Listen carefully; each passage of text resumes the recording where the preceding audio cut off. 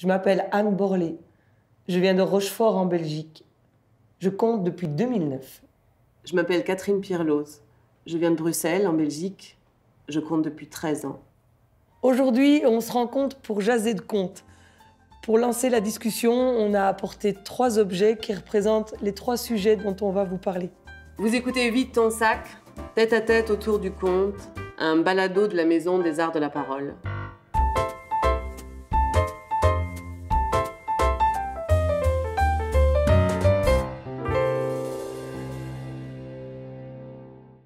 Bonjour Catherine. Salut Anne. Ça va? Oui. Ravie de te retrouver ici. Hein. Tout ce chemin à faire là pour te voir, discuter avec toi. Mon Dieu. Comme si on ne l'avait pas déjà fait des milliers de fois. Nous discutons encore un peu, c'est bien. Oui, on nous offre un plateau pour le faire. Tu as mis des objets dans ta valise de Belgique. Mais oui, j'ai essayé de ne pas prendre trop lourd, quoi. Et puis on nous demande un premier objet, là, tu sais, pour dire, pour nous, ce que ça représente le conte. Alors moi, j'ai été chercher dans la malle à jouer de mon petit garçon et j'ai trouvé ce casse-tête, ce genre de Tetris en 3 dimensions, là, tu vois. Tu as des blocs, tu dois les déplacer, et puis quand tu les défais, tu es censé le reconstruire, que ça fasse un beau bloc. Et ça, c'est le conte pour moi. Parce que, alors je vais t'expliquer ce que j'ai en tête.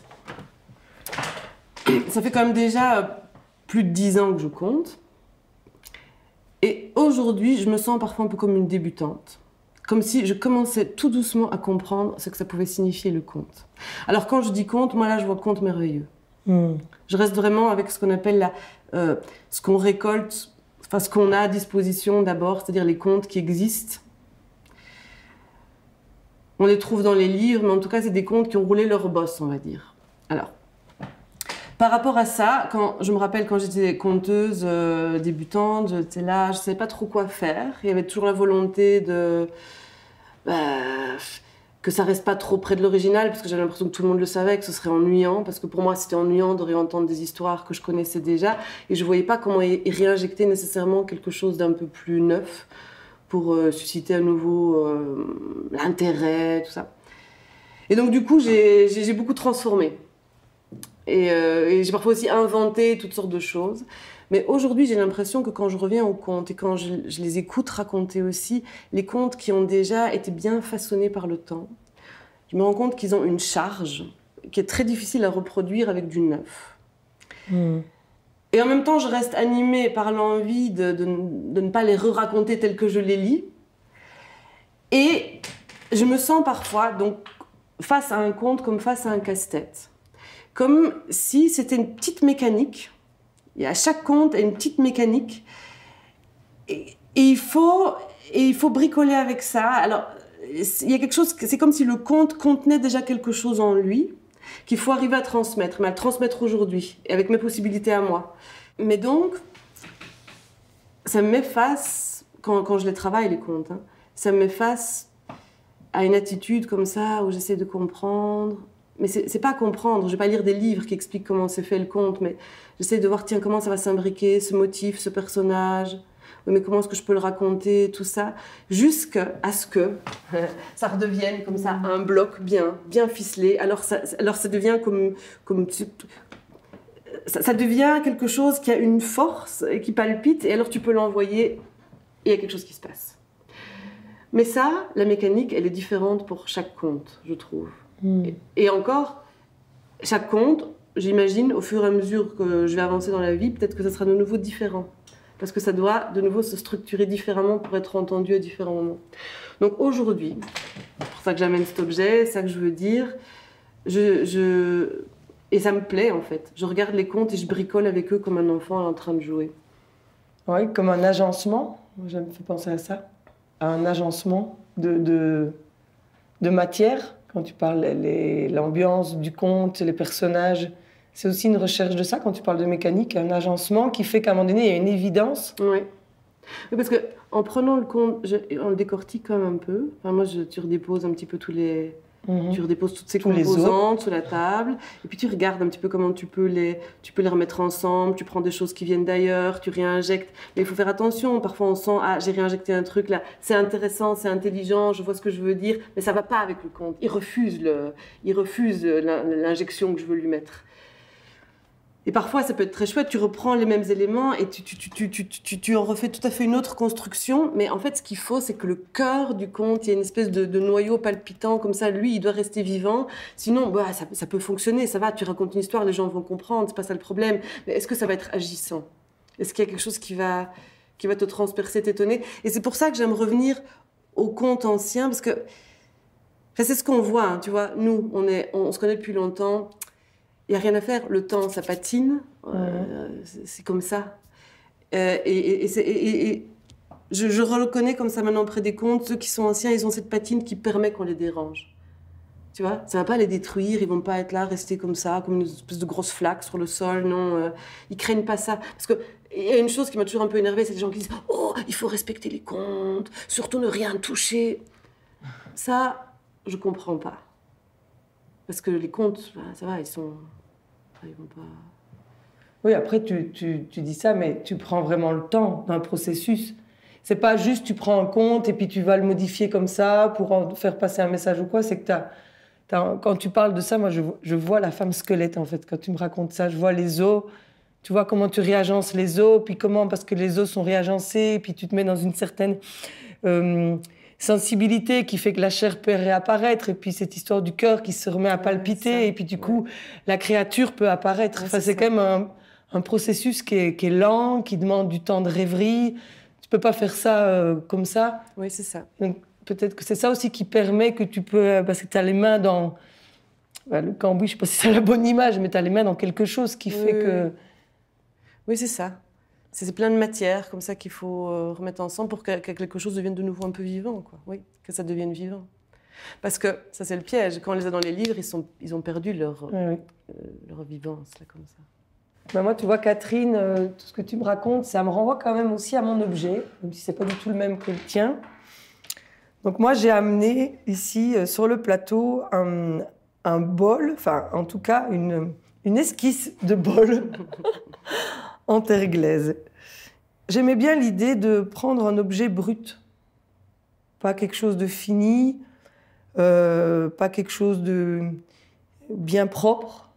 Et puis ce que j'aime bien, c'est aussi le fait que c'est de la glaise, que c'est de la terre, que c'est de l'argile, qui vient, voilà, on est quand même sur la terre. On est porté par cette terre, on marche dessus.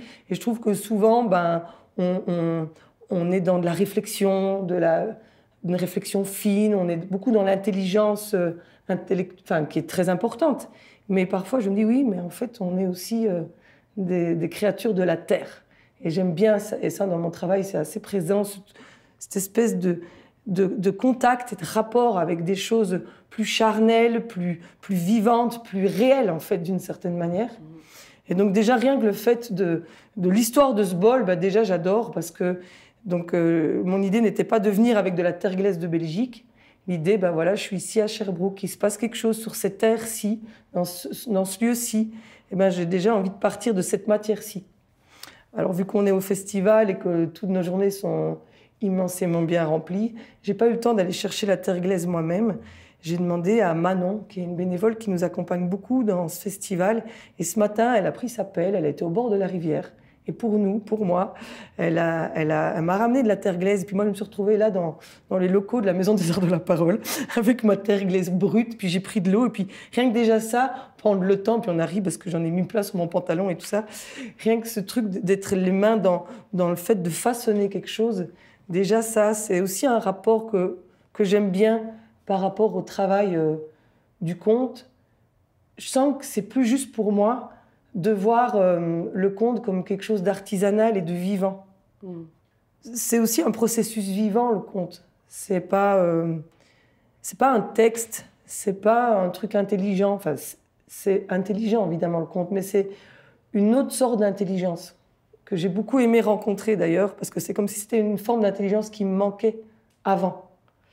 C'est comme si je sentais qu'il y avait un truc qui était incomplet, là, autour de moi, quand j'étais enfant ou adolescente. Je trouvais qu'il manquait des bouts. au monde. Et puis quand le conte est arrivé, ben, j'ai fait ah, un peu comme ça me rassasiait de quelque chose qui me manquait. Tu pourrais un peu préciser c'est quoi cette espèce de manque, ou en tout cas, qu'est-ce que c'est l'inverse du manque? Enfin, c'est quoi ce qui est arrivé avec le conte? Le monde du rêve, j'ai l'impression qu'aujourd'hui, on en a fait un peu un marché. Tu vois, Disney, tout ça, on vend du rêve, comme si c'était des choses, tu vois, pour s'échapper, pour s'évader. Enfin, il y a des notions un peu étranges autour du truc du rêve.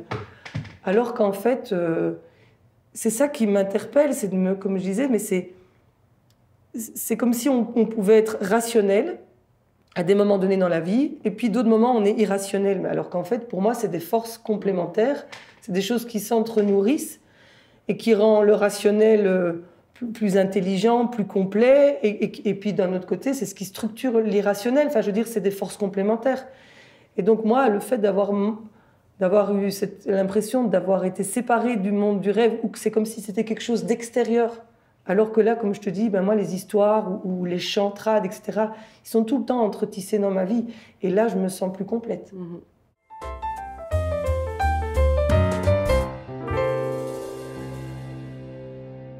Et donc, tu vois, Catherine, là, pour le deuxième objet, qui représente notre univers artistique, j'ai eu envie d'amener cette bobine de fil épais, vert, turquoise. En tant que conteuse, je me sens quasi en permanence reliée à la transmission que j'ai reçue. Je ne peux pas me dissocier en fait, de tout le processus de transmission dans lequel je suis.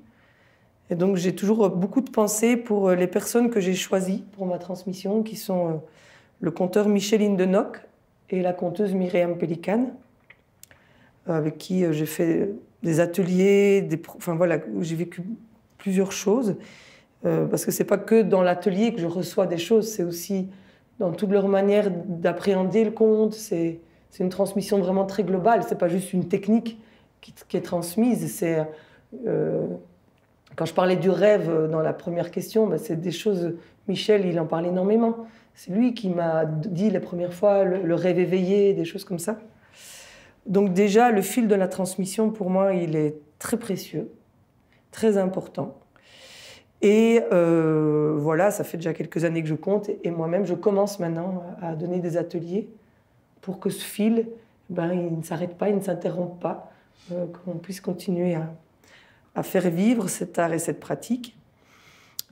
Après, le fil, c'est aussi tout comment on est relié entre nous. Je veux dire, le conte, moi je suis conteuse, mais je me sens très reliée aussi à une série de personnes importantes pour moi dans le métier. C'est toutes ces amitiés, tout ce qui nous permettent tellement d'échanges, qui nous permettent d'approfondir, de réfléchir, de vivre une série d'expériences. Je pense aussi au groupe des Sistas, qui est un projet très important pour moi, qui a été initié par Myriam, là-bas en Europe, et qui nous a permis de tisser des liens et de mener beaucoup de réflexions et de vivre beaucoup d'expériences qui ont été bousculantes et très, très enrichissantes. Et puis, le fil, là, qui est très important aussi pour moi, c'est comment on tisse comment ce fil permet d'entretisser les mondes.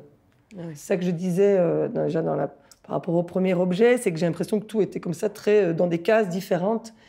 Et moi, ce qui me plaît dans le conte, c'est qu'on est là, on est dans du réel, je raconte une histoire, mais en fait, j'évoque de l'invisible, puisque je suis en train de faire exister un monde invisible. Donc déjà, il y a ça. Et puis il y a aussi le fait que dans les contes merveilleux et dans beaucoup d'histoires ou de mythes, eh ben, on fait apparaître des forces invisibles. Et comment on peut tisser, moi j'aime bien être tisseuse, parce que j'aime bien l'artisanat, me sentir tisserande de tous ces mondes-là. C'est pas des choses là et là, ben non, en fait, ça peut coexister ensemble et ça crée même une vitalité, je trouve, d'entretisser ces mondes ensemble. Ça donne du sens pour moi, enfin, je veux dire, sinon à quoi ça sert d'être dans cette société qui me paraît un peu plate là, mais ça donne du... Oui, et je trouve que c'est aussi une belle manière de, je ne sais pas, de comprendre ce qui peut se passer quand on raconte. On essaie de sentir qui est là devant nous et il faut essayer de tirer leur fil. Enfin, je ne sais pas si ça te parle ça, mais en tout cas, moi... Ça te fait penser à ça? Oui, quand tu dis tisser des différents mondes entre eux, mais aussi au moment où on raconte avec les gens qui sont... Oui, ah mais c'est vrai, tout à fait. Tisser le lien avec le public, c'est hyper important.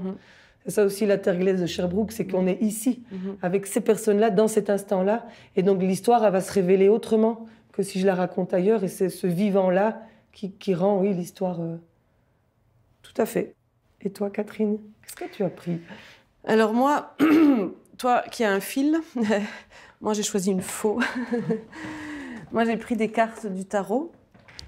Alors d'abord j'ai pris les cartes du tarot parce que c'est une pratique qui m'est familière. J'aime bien faire des tirages au tarot, surtout pour mes amis.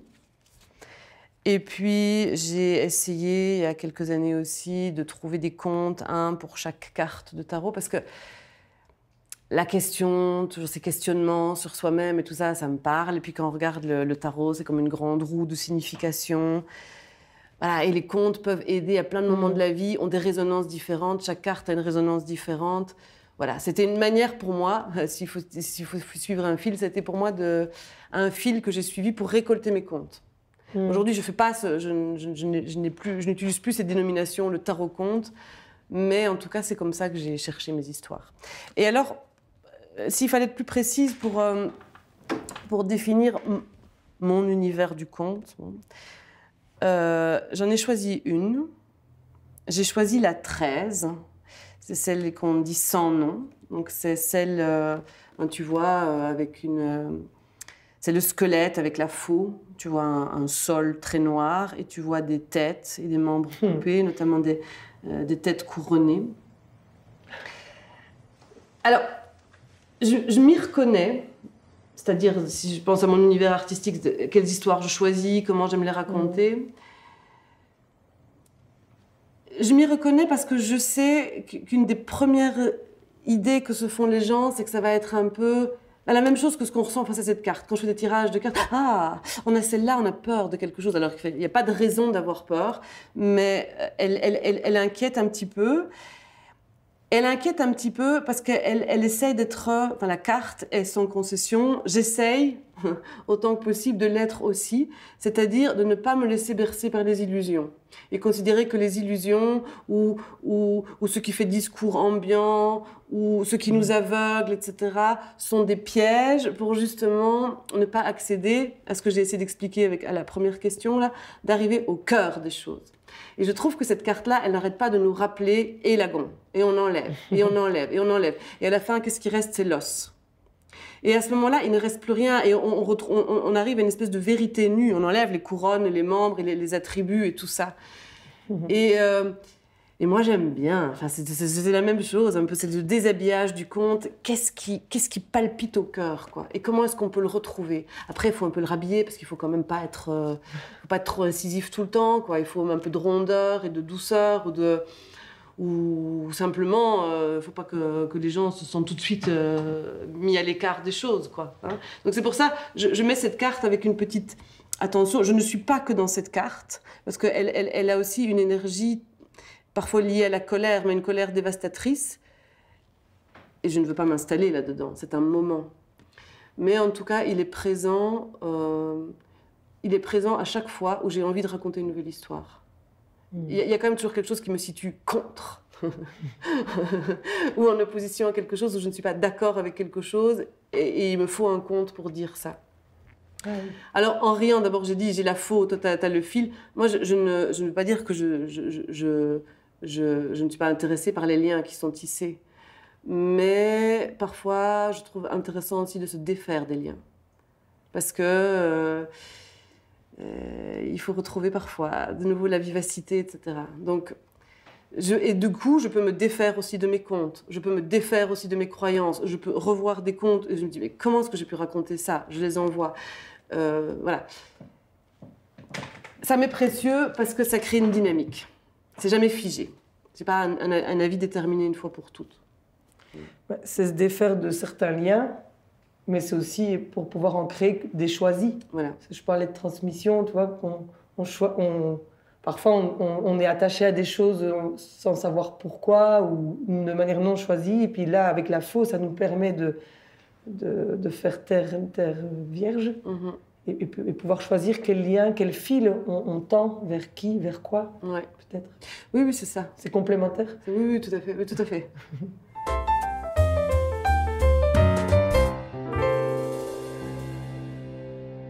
Bon, Anne.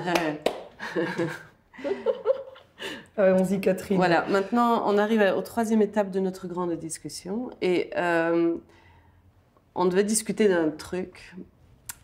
Un thème qu'on devait choisir ensemble. Voilà. Et alors, ça va en étonner peut-être plus d'un. Mais nous avons choisi de parler du rire. Oui, oui, Catherine. Voilà. Et pour parler du rire, moi j'ai pris, bon alors parce que c'est, voilà, j'ai pris un livre, qui s'appelle de Kundera, qui s'appelle La plaisanterie, mais j'aurais aussi pu prendre le livre du rire et de l'oubli. Enfin, j'ai pris Kundera parce que c'est un auteur que j'aime bien, et c'est un auteur qui décape, et pour lui, le rire,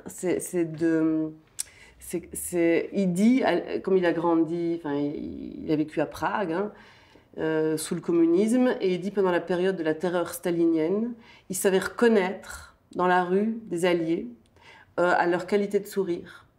Et il dit que ce rire-là était vraiment salvateur par rapport à tout un contexte comme ça très pesant, et qu'il est terrorisé par un monde sans humour. Alors, c'est particulier peut-être de lancer ça, alors que je ne pense pas que c'est la première chose que les gens se disent en voyant mes histoires. Tiens, c'est très drôle. Non, c'est pas toujours très drôle, c'est même pas toujours ce qui est choisi.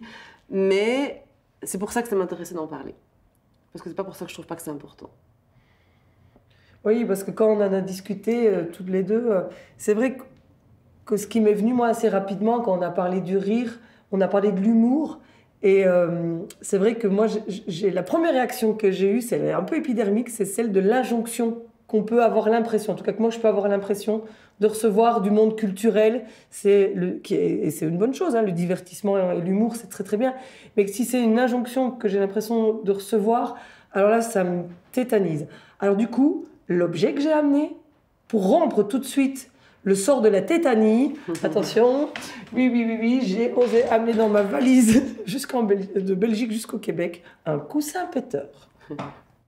Donc si je me sépare, je chasse cette espèce d'injonction et qu'en effet je me donne le droit d'aller dans des histoires qui en effet vont peut-être pas être drôles. Moi, on a travaillé ensemble, enfin, je fais un spectacle avec Baba Yaga et c'est là que Catherine a été mon regard extérieur. J'ai eu la sensation de plonger dans des univers obscurs, des choses, les forces de la nuit. Donc c'est vrai que c'est pas le truc le plus, le plus drôle du monde. Mais même si aujourd'hui je trouve qu'avec Baba Yaga il y a quelque chose de l'ordre du délire, une joie comme ça, mais une joie profonde qui jaillit, un rire de la nuit des temps qui est pour moi un rire qui secoue les os, quoi. Et ça me plaît, ce rire-là, qui n'est pas un rire convenu, ou même si il a son rôle, hein, le rire pour se détendre, etc. Mais ce rire-là, je l'aime bien. Oui, mais c'est ça. Il y a des rires comme ça qui de nouveau nous font voir un nouveau point de vue, autre chose. Et c'est des rires qui, tout à coup, ouvrent quelque chose en nous. Et sans doute que, je sais pas, si tu as amené le coussin péteur, c'est un petit peu là, on s'assied sur ce qui va fonctionner, qui va faire rire. Pourquoi ? Pour me rassurer, moi, en tant que conteuse, que le public est avec moi. Parce qu'il n'y a rien à faire. On est quand même toujours confronté à ça, à cette inquiétude, quoi qu'on veuille bien dire. Est-ce que j'intéresse quelqu'un, est-ce qu'ils sont avec moi ? Et le rire est un signal très clair pour ça. Oui, et que c'est toujours perturbant qu'on a un long spectacle, enfin ça peut m'arriver, dans certains de mes spectacles où c'est un long spectacle d'1 heure, le dernier projet que j'ai sur les procès de sorcières en Belgique, évidemment c'est très prenant et donc on ne peut pas s'appuyer sur ce moment-là du rire, mais il faut faire confiance à autre chose qui se passe. Et de toute façon c'est un petit peu insultant pour les gens de penser qu'ils sont capables de se mobiliser autour d'un certain rire. Après, j'aime bien l'idée du coussin péteur, c'est quand on s'assoit, tu vois, sur les idées reçues, qu'on s'assoit sur la notoriété ou qu'on s'assoit sur des dogmes, etc. Le coussin péteur nous rappelle que faut pas se prendre trop au sérieux. Parce que parfois, ça peut vraiment être bien, même d'aller dans cet humour un petit peu... moi, j'aime bien le mélange, comme ça, des genres. On peut imaginer quelque chose qui va très, comme ça, très profond et tout ça. Et puis tout à coup, un bon gros rire. Mais il a une fonction. Il a une fonction dans le récit de le faire réexploser ou de diriger dans une autre direction. Et moi, ma grande question et interrogation, c'est mais comment on utilise ça? Comment on fait?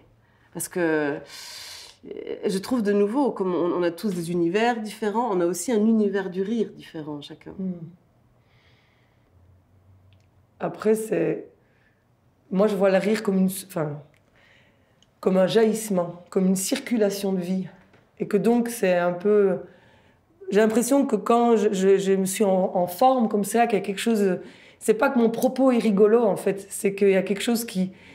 Je sais pas, une énergie qui circule. Puis c'est un moment qui peut être cocasse, etc. dans l'histoire, mais c'est surtout comme... Je le relie à la générosité. Il y a quelque chose de généreux qui se passe et de collectif. Et dans l'histoire, et je sais pas, je vois ça comme ça, en tout cas, le rire. Parce que c'est vrai que bon, c'est sans doute un peu des lieux communs quand on discute entre conteurs, mais on est quand même confronté à parfois ce malentendu, qu'on est capable de, je sais pas moi, dans une assemblée, tout à coup raconter la bonne blague ou raconter la bonne histoire, mais qui va faire rire, et c'est parfois déstabilisant, quoi. Mais en même temps, moi, dans mon expérience d'auditrice, qu'est-ce que j'aime le spectacle où il y a ces rires qui me secouent, enfin, comme tu viens de dire. Donc, c'est un endroit, en fait, où je me dis, il ne faut pas mettre de frontières, quoi. Parce que c'est ça, hein, j'ai l'impression qu'on est tout le temps en train de faire des catégories entre les choses, et puis de les définir les unes par rapport aux autres, mais... c'est pour ça que j'ai choisi Kundera, parce que Kundera, il traverse tout ça en réouvrant tous les champs. Et alors, même pour aller plus loin que juste le rire, comment tu fais récit? Tu dois injecter de tout, parce que la vie, elle fait de tout. Moi, j'aime bien me demander, quand je suis conteuse, quelle conteuse je suis, me demander, mais quelle personne je suis quand je parle à quelqu'un. Et il faut s'observer, parler avec les gens. Comment on passe du rire, où est-ce qu'on va chercher quand on se retrouve le soir à débriefer de nos soirées, on passe sans arrêt de plein de choses à plein de choses. Et l'idéal, ce serait d'arriver à rendre ce vivant-là quand on raconte une histoire, quoi.